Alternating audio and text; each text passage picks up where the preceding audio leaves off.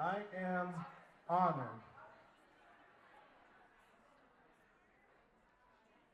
to announce our next panel.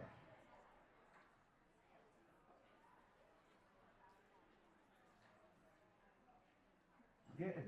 We're almost there. We're gonna close the doors. I think we're there. Everybody take a deep breath in. Deep breath out. All right, let's do it. We have our panel. The next panel is going to be Health IT Policy 2025, Trends, Threats, and Transformation. Health IT Policy 2025, Trends, Threats, and Transformation. Please welcome to the stage Mary Sevick, Helen Oshlowski, Bevy Miner, and your moderator, Robin Ewer.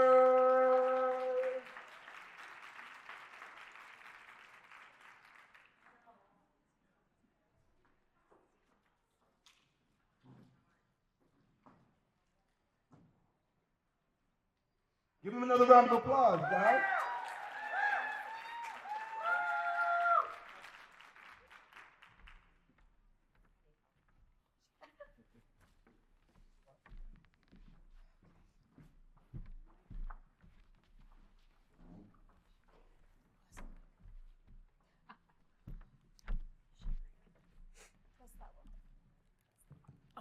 Thank you.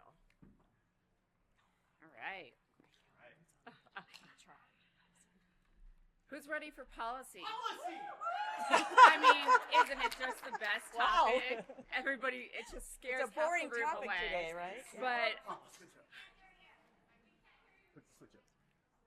I don't project enough. Oh, There you go. Thanks, Mike. Well, good morning, everyone, and thank you for joining our policy panel here. We're nicknaming this one Running with Scissors, traversing the healthcare regulatory landscape. And if you've ever worked in policy on the Hill, you know it's like running at full speed with very sharp scissors in your hand and then being like jolted to a stop at any given time. So it takes a lot of dedication. It takes a lot of appreciation for risk. It takes a healthy respect for the awareness we all need to have in healthcare for policy. And I'm delighted to be moderating today's panel with these ladies. They're a bunch of powerhouses. And we're going to talk about policy leaders who bring perspectives from all across healthcare, tech, law. So I'm going to hand it down the line and let you all introduce yourselves. I don't know why, but I hate doing this part. I'm like, who am I? Mari Savickas, I am with Chime. I'm our Vice President of Public Policy. Hi, I'm Bevy Miner. I am with Consensus Cloud Solutions. I am the EVP of Healthcare Strategy and Policy. Hello, my name is Helen Oshislawski, otherwise known as Helen O, because nobody can pronounce that. I'm a healthcare privacy and health technology attorney in practice. I started the boutique in 2010 after leaving big law and focused my area in that area representing hospitals, health information exchanges and networks, and working on policy at the federal level with regard to consent and exchange of information. Thank you, ladies. So over the next 45 minutes, we're going to talk about everything from kill the clipboard, FHIR, APIs, TEFCA, and of course, where we go with HIPAA from here. And if it sounds like you need Google to translate what I just said, you are not alone. And one of the things that I really appreciate about the women on this stage is they're going to break it down in a way we can actually understand. So let's move into our first line of questions. And to set the stage, we're going to start broad because there's no other way to go in. But when you look at the current landscape, technology, digital health, regulation, there's no shortage of competing issues that need awareness and attention. So what do you see as the most pressing issues we need to talk about today that need attention on the Hill, that need attention from all of us in this room? And why does it matter to the bigger picture of CIOs, CISOs, and anyone working in digital health right now?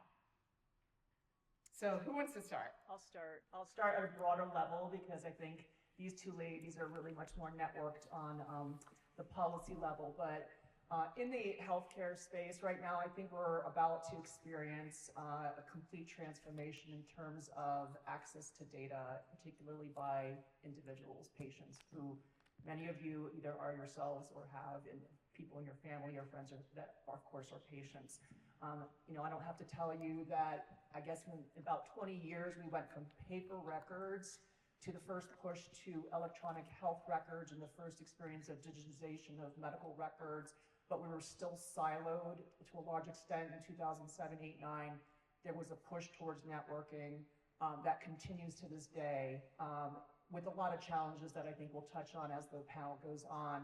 But to answer the question directly, we're on the cusp, I think, of one of the biggest massive transformations in terms of patient access, which, sadly has not reached where it should be in terms of you've experienced patient portals, maybe you can get in, get your lab work, so on and so forth. But there is a movement towards interoperability and at the federal level, at the national level. I serve on committees like Sequoia and other sorts of initiatives, and it's become incredibly clear, as well as this administration being behind the fact that we need to get records and access to records in patients' hands, your hands, individuals' hands now.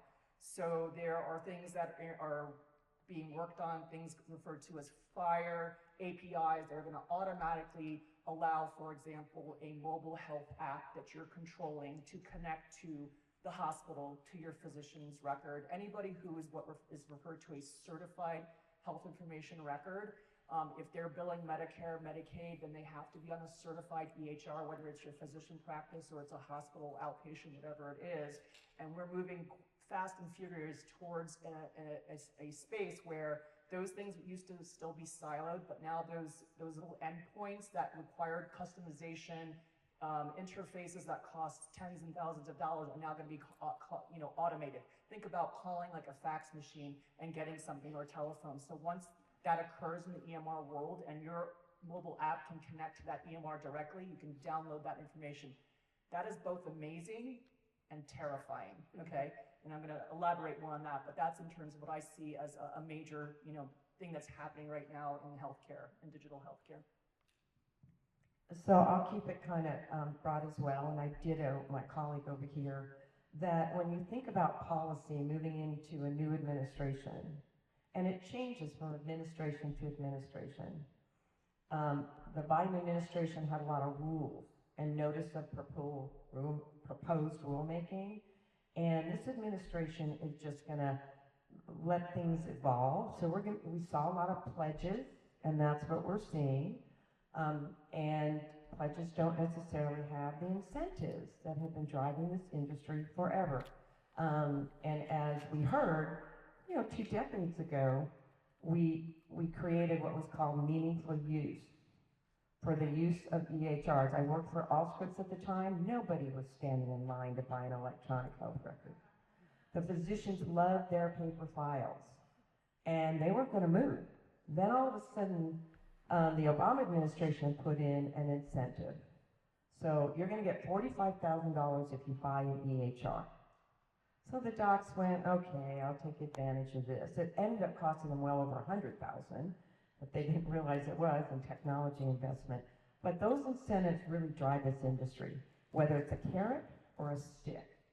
The carrot was the $45,000, and the sticks are reduced reimbursement. So when we look at all of this and we just put that lens on this administration on how are we going to drive meaningful change, interoperability, as you mentioned, or data exchange. I've been in the business 2 decades. We've been talking about interoperability for 2 decades. It's not going to magically happen. It's not going to happen as fast as we need to or want it to happen. CMS defines interoperability as send and receive, find and integrate. Send and receive can happen with a paper fax. Send and receive happens with a digital cloud fax. Find is what we're really looking at. How can you find patients' information in these disparate systems?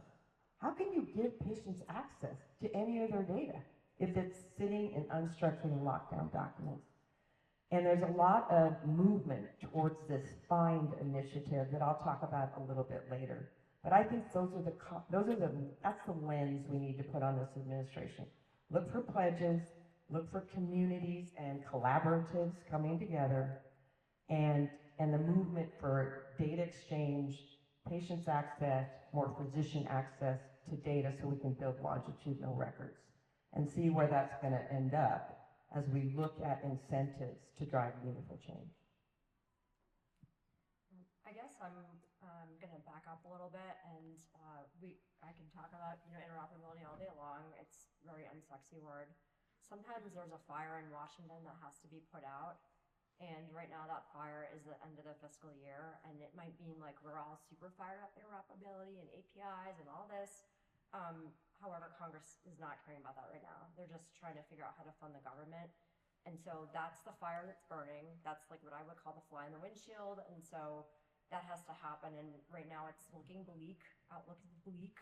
I don't want to like get my like little 8-ball out and be like, survey says. I was like, oh, doesn't look great. So the last time, we sit around prognosticating in DC, because that's what we do. We're like really good at it. Wow, we think this is what's going to happen. It came, I think, down to like 12 hours before the government did not shut down, but it was a nail biter, and so we're going to white knuckle it in, okay? Right now, it's not looking great. So that means if they don't fund the government, which sounds like maybe if you're not living in the DC bubble, you're like, oh, what's the big deal? It's not super great, right? For those of you who are providers out there, hang on to your Medicare claims. Don't put them forward yet. That's the kind of thing you're going to have to deal with, and just see how long it goes before you decide if you're going to send them in or not. It's really disruptive. So that's like the big thing right now, is just like getting the government funded, and the R's and D's are fighting, and it's not looking super great. So it's very cantankerous, and there's a lot of things that like fall deeply outside of the health IT swim lane. Like I just read this morning that the Democrats want to impeach RFK Jr. He's the Secretary of HHS. So things are pretty hot, right? The temperature is pretty hot. So we're just hoping that we can get the government funded, because if it doesn't get funded, then all these things that we just talked about, all these priorities, they slow down. They slow down because people have to not work. So that's sort of what's in what like I'm seeing. And then one other mention, and I guess I'll hand it back to you, is just AI. AI is like really, really hot. I can't have a conversation without talking about artificial intelligence. Like, it'd be super uncool if I didn't mention AI. So like Senator Cruz has a bill out that would waive government rules if you want to, play in like the AI sandbox. Not entirely clear what that is. I looked at the bill, and I'm like, okay, so like ONC, ASTP has, they have rules. Like, are we waiving HTI? I don't know. You'd have to apply to the government, then they would decide if you got waived. That's literally like the bill is.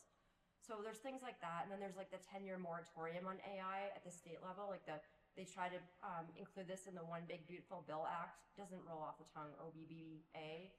They tried to put in this like 10-year moratorium that would have frozen state AI laws, but that didn't pass. But it's in Washington, like I like to say, like they live to fight another day. So that thing could like resurrect itself, of course, after they deal with the government funding. So that's what I'm thinking about today. Well, I'm not going to go too far because you guys have a lot of interesting perspectives. I mean, I wouldn't be me if I didn't take a personal interest in any perspectives on how this relates back to cybersecurity. Does anyone want to touch on that one? Oh, Mari, I know you will. Just get me like. She's been waiting for this question. I remember. Does everybody remember where they were when the Change Healthcare thing happened? Yes. Mm-hmm. Like, hi, I'm taking a call from our CEO. I'm like taking my kids shoe shopping. I was like, this is not good. So I remember where we were, and so I thought, like, oh, last year it will be the year of AI. No, it wasn't. It was the year of like mitigating, that whole highly disruptive event. So I guess the sophistication, and I would love if you're a healthcare provider to come find me, because honestly, I get my best intelligence from you all, even vendors. Like, I just want to know what you're seeing on the front lines so that I can be your better voice in Washington. Like, really, what are you seeing? What are the things you don't want to say out loud in front of like 3 other people? It's like going into the vault with me. It's like kind of confession. Like, I like discretion, right? You can tell me like, ooh, it's really not going great. Or this is going good. So yeah, cyber and AI is super sophisticated, and I'd love to hear like all your tales from the crypt. Got some tales. Send your tales. Oh, So I'll just comment really briefly about cybersecurity. Right when the change of administration happened, we had one notice of proposed rulemaking that was still sitting there. And a bunch of us that are in policy thought, why bother to comment on this? Probably not going to go anywhere anyway, because this administration is not going through that process. It's just releasing rules. This cybersecurity rule got so many comments. I commented on behalf of our company, and a lot of those comments are sitting there, and this administration is going, what the heck? How do we make sense out of all of this? Very similar to right after the administration and Dr. Oz was put in place, Kennedy was put in place, the administration issued an RFI that pretty much said, educate us. We have no clue what's going on. We don't come from healthcare technology. We don't even know where to begin. So what's over here, and 1,500 comments came in from that RFI. And with the cutbacks that happened at CMS, there weren't enough people to read the comment letters. Of the 1,500, CMS stopped at about 920 letters. And you can go out to the Federal Register and you can see all these comments. And it's only up to 920. They didn't even read the rest of the comments. So what's going to happen with all of these comments? And there were so many negative comments about this cybersecurity proposed rule. The one area that I was focusing on was the required investment, which we all know has to happen so we don't end up with these data breaches and things like change going down, were very, very difficult and reaches for rural hospitals to have to be able to do. And in that proposed rule, there was even language, and I'm going to paraphrase, that said, rural hospitals, too bad, get over yourself. You have to invest in this technology because, you know, if you don't, healthcare data is going to be breached. How are they supposed to do that? How are they supposed to be able to find? They operate on such slim margins, and how are they supposed to be able to find that kind of investment to be able to stop those breaches? So there was no, language encouraging you to work with your community or the larger hospital systems. And I'm be very curious to see what happens with all those comments, and they may just be pushed under the rug, and we'll see new cybersecurity legislation come out without an opportunity to comment. Do you want me to go to the legal piece of this? Because Yeah, I mean, if you want, I mean, I think you all have such different perspectives that it's great to hear from every voice. yeah, the question was about cybersecurity, but it's tied to legal, so I'll go to my next sort of point that I wanted to make as digital information becomes more available for download and for sharing. So I want to make a point about this from two perspectives. One is from the provider perspective, which I think many of you probably serve from that perspective, and then from the individual's perspective, which many of you are if you're patients. So from the provider perspective, as I had mentioned, mobile apps are going to become a reality. So if you're working at an institution that has a certified electronic health record, EHR, then we're going to be moving towards a world where mobile health apps of your choice, of anybody's choice, will be able to connect to that EHR and download the information. That's great if that's you. It's not great if somebody's posing as you to do that, right? So we have a lot of cybersecurity concerns. There's questions about identity verification. There are a number of initiatives through the organizations like the Karen Alliance, who are partnering with organizations or initiatives like Clear, who try to verify your identity and verification to make sure that we don't get a Trojan horse scenario with the provider organizations. So that's the mobile app, and there's also the other related end to that. Well, we don't accept mobile apps at our healthcare system because our IT department, IS department doesn't allow that. Well, that's not the end of the story, because if you're connected to Commonwealth, care quality, and all those sorts of things, or if you're just doing that regionally, guess what? They have implementers who are then in turn connected to who knows what. Have anybody heard about the Epic Integrator whole debacle that happened about a year and a half ago? So Epic, of course, is an EHR, one of the largest EHRs and systems, and they were allowing various kinds of spokes hanging off of their connection, all under the auspices of treatment queries, which everybody's like, yeah, sure, we're all for treatment. We're a healthcare provider, healthcare system, large healthcare systems. And all of a sudden it became apparent that the treatment query that was being initiated was from an organization called Integratort. Doesn't really sound like a provider org. Well, what they were actually happening, they had nurses sitting there, and because it was a nurse, they were justifying it. I'm not going to get into the legalities because there are arguments to be made, whatever. But the point is that the industry is relying on certain representations that weren't happening, and there's opportunity. Anytime you have open up APIs and you start to allow for queries, there's potential for abuse, and this ties into cybersecurity. So that's my soapbox and my warnings with regard to, as we moved into this next digital age, to make sure that you have your operations and your governance, that you're really vetting these things and understanding exactly what's going on, what you're getting yourself into. Now, just really quickly on the personal side, the individual side, as you begin to get your own app and begin to query things. So let me ask you a question. How many of you in this room believe that if you have a mobile app and you go to your healthcare providers and you download all that information into a vendor that's the mobile app that's handling your health information, it has it all in there now, is that information protected by HIPAA from a privacy perspective? Who thinks that it is? Wow, you guys are really good. Most people think it is. It is not, okay? Once it leaves the healthcare system and it leaves certain kinds of organizations that are bound by those federal privacy laws, once it leaves that and you make the choice to move it to a non-covered sort of vendor, it is no longer protected by HIPAA. Now, there are FTC regulations, consumer fraud practices. There are now certain kinds of patient state laws, consumer laws that may protect you to a certain level. But who did 23andMe? Okay? Well, if you had me as a friend, you wouldn't do it. Here's your PSA, right? I told every single person that I knew, my family, friends, and do not do that. They are not protected by federal privacy laws. You want to go get, your genetic information, go to your provider and go get a panel done because the genetic laws do not apply. And now they're reselling the data. I hope you opted out for those who did it. But that's what we're faced with when we move towards more mobile health app. I'm going to close by saying that you need to read the terms and conditions and the privacy policies. If you're going to go towards a world, we need to, and as actually taking back to your respective organizations, you need to educate your consumers. We're doing a horrible job of educating consumers of what the risks are, and you're going to have those predatory apps, particularly going after our vulnerable populations, the elderly, the tech unsavvy, behavioral health, other sorts of things, and they're going to exploit to get their hands on this information and resell it to pharma, health plans, whatever. It's a dangerous.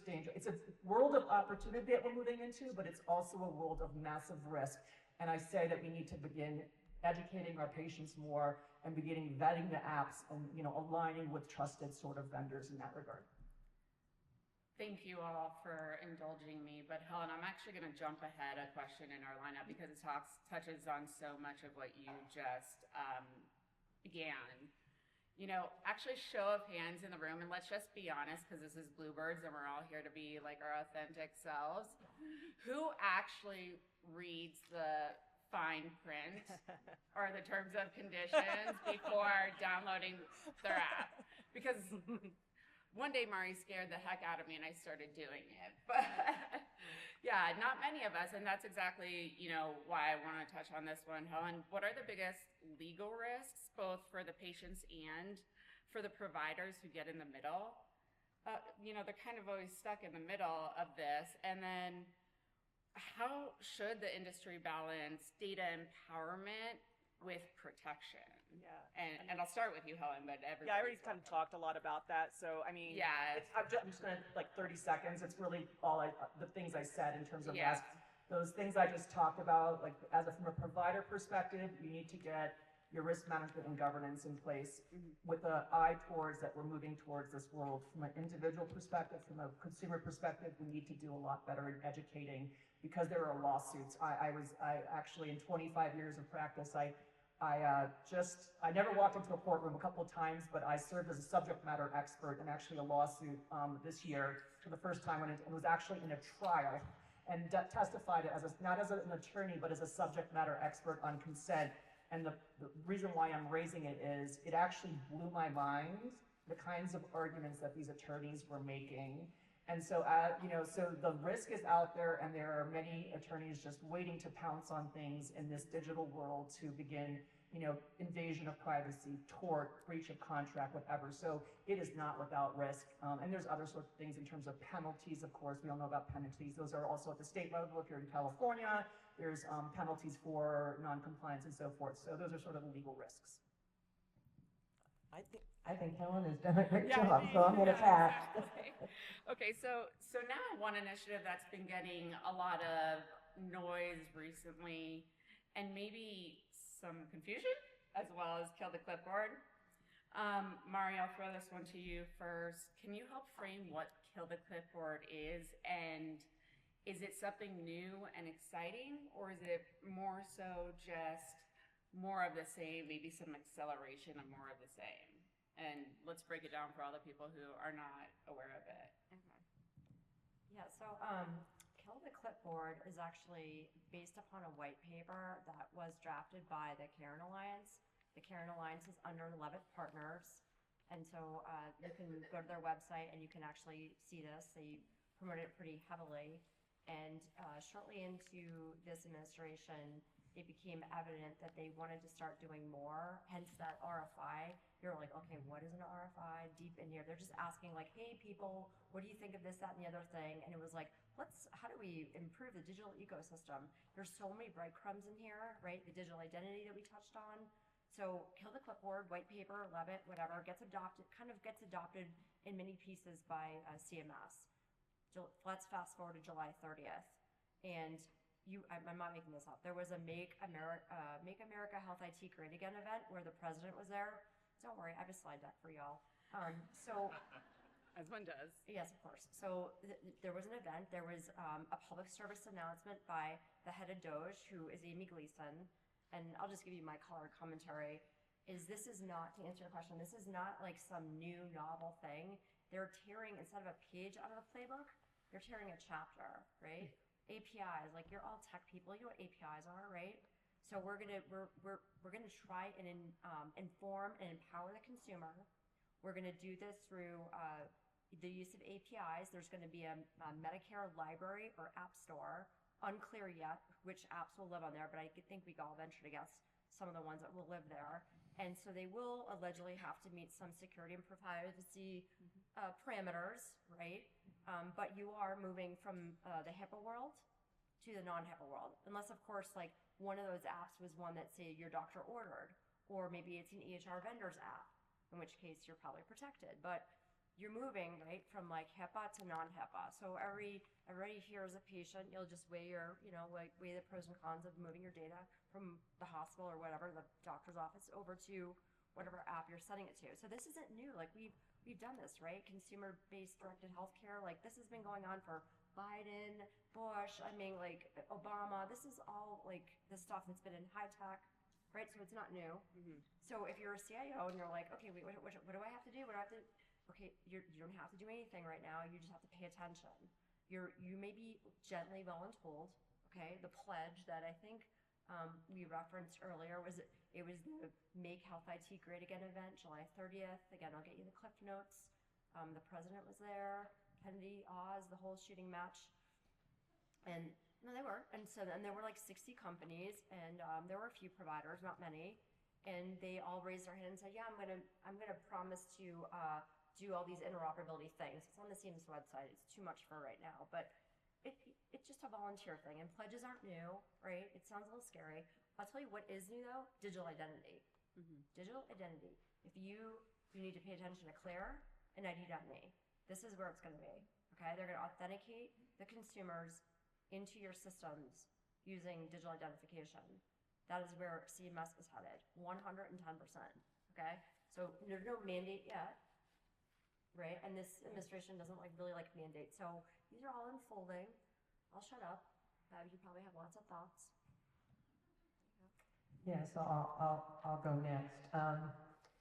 So when you hear about kill the clipboard, I mean, how many times you go into a doc's office and it's fill these 3 pages out again. And you're like, seriously? I scribble my medications. I go, I don't know. There's 2. Glad I'm not the only one. Yeah. I don't remember the milligram. I mean, I'm in the business, so I know it is important. But think of the average person. They can't even spell what they take, let alone understand it. So we have to get rid of that paper clipboard.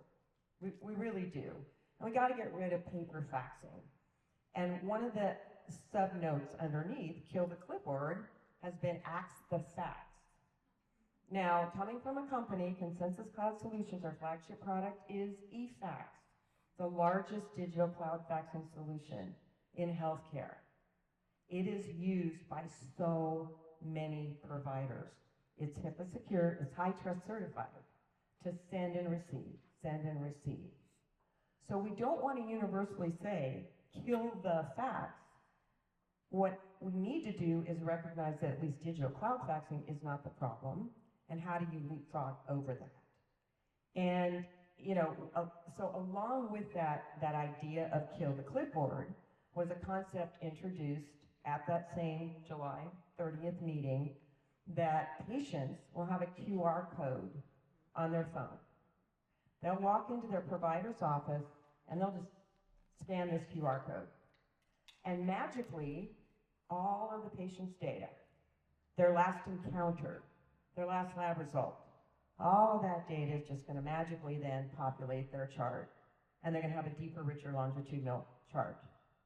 It's almost like putting fancy faucets in your home without plumbing, right? So think about it. You turn on the faucet and there goes all the water. It's not going to happen until we get the connected data.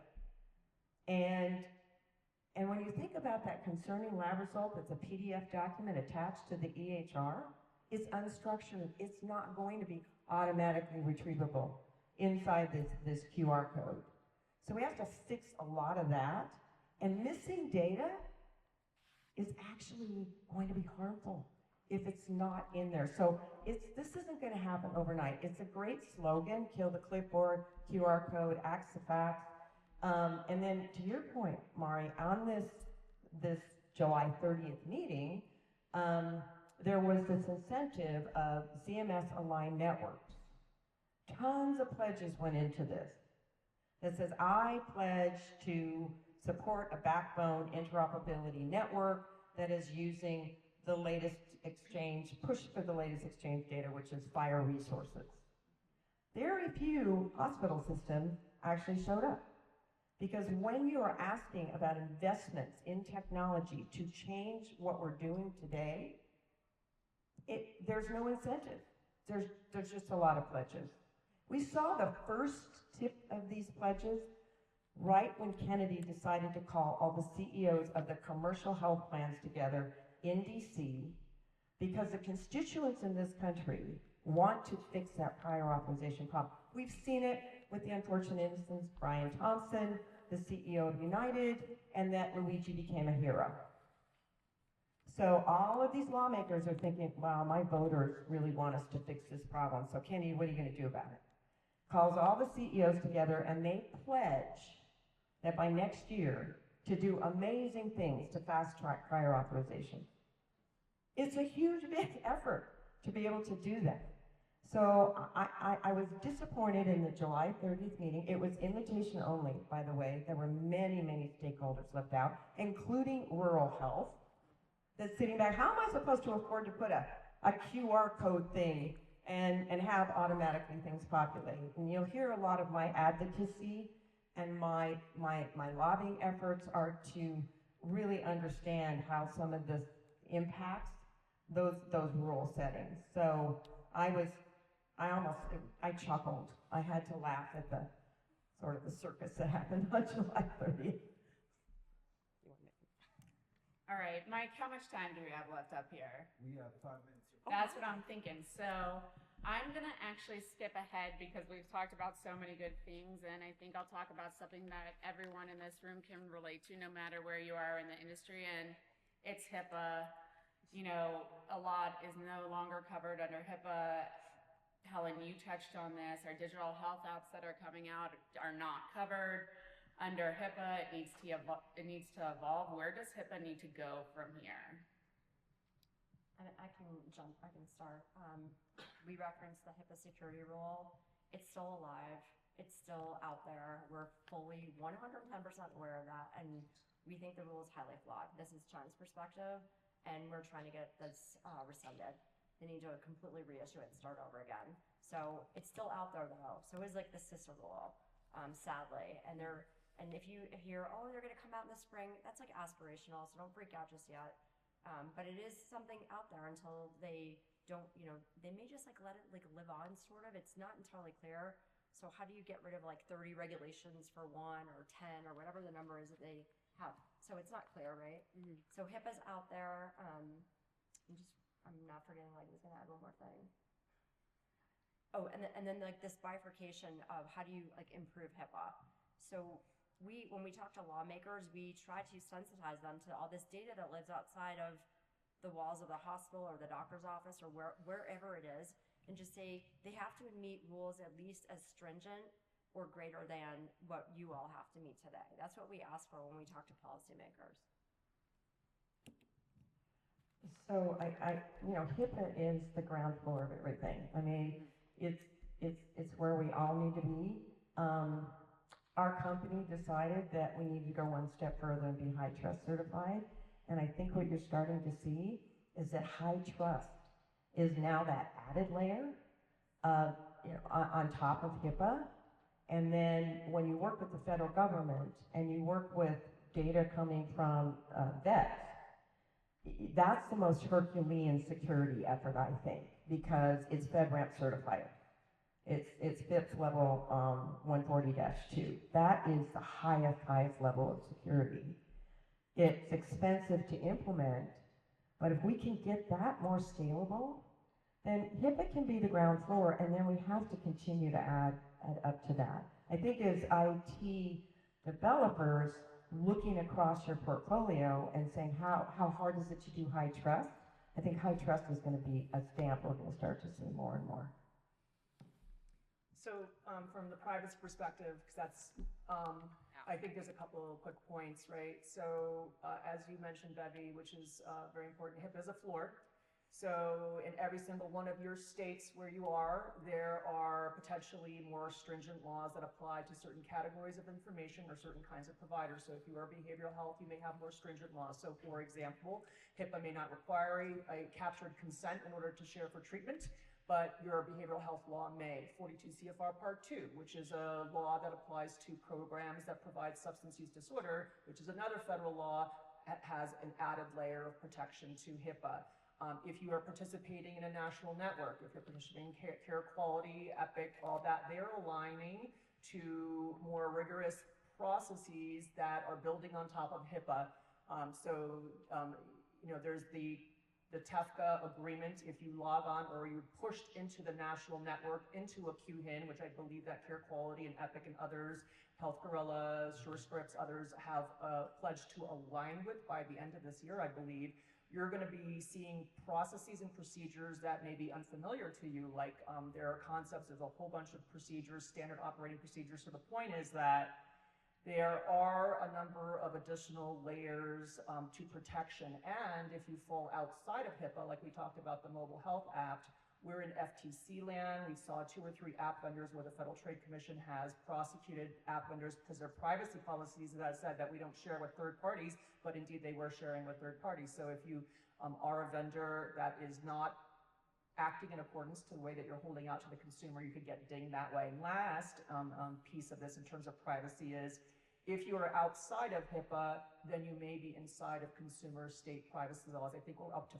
48 state consumer laws that apply, and some of those have massive teeth, more than California, more than HIPAA. So California is one of those. Every single one of those instances can result in actual penalties that you can get assessed for sharing information in a non-consented manner. So there's a lot of different flavors to privacy, and HIPAA is quite frankly only the beginning of a conversation, and quite frankly has been somewhat emasculated, with all the other stuff that's going on. Wow, a wealth of information. We have time for only one question. I'm sorry about that. We should have given you more time. Kendall Brown, I'm from Miami, Florida. Humbly, previous Advocate of the Year from HEMS National, as well as previous President of South Florida HEMS. I work for a company called Centrac, but I'm representing myself here at SOAR. Advocacy is a passion of mine. It's very similar to being a salesperson. Being a resource to policymakers to help them understand what telehealth, cybersecurity, what all this means, right? They're making decisions for us.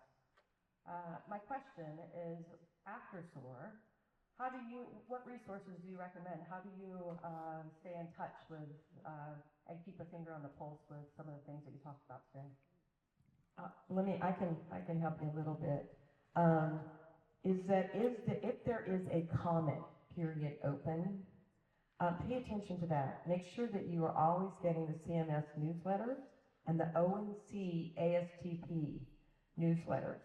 Because if there is an open comment period, anybody can comment. Your neighbor can comment. So I encourage you to use your voice there. And then CMS actually releases a lot of blogs and asks for comments.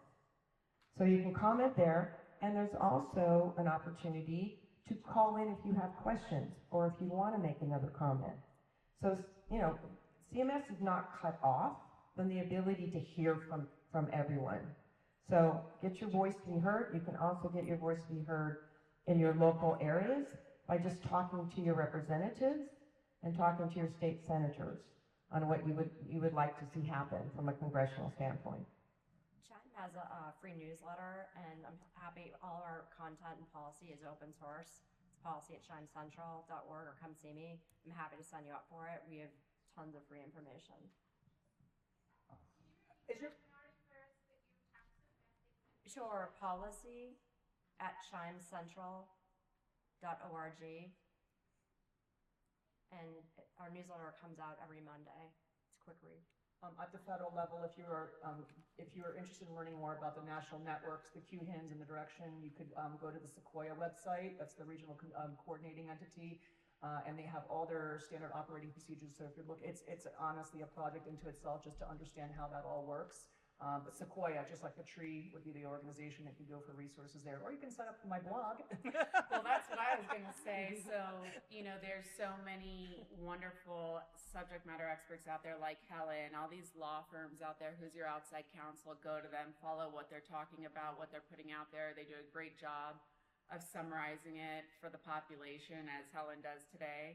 I think that's a phenomenal resource to understand what's coming down the line, and combined with Chime and all the other mentioned resources. So there's a lot out there, and I think any of us up here could help you, drive you to a few more specific resources. A wealth of information. Give it up for Mary Savage, Helen O. Slowski, Debbie Minor, and your moderator, Robin Ewer.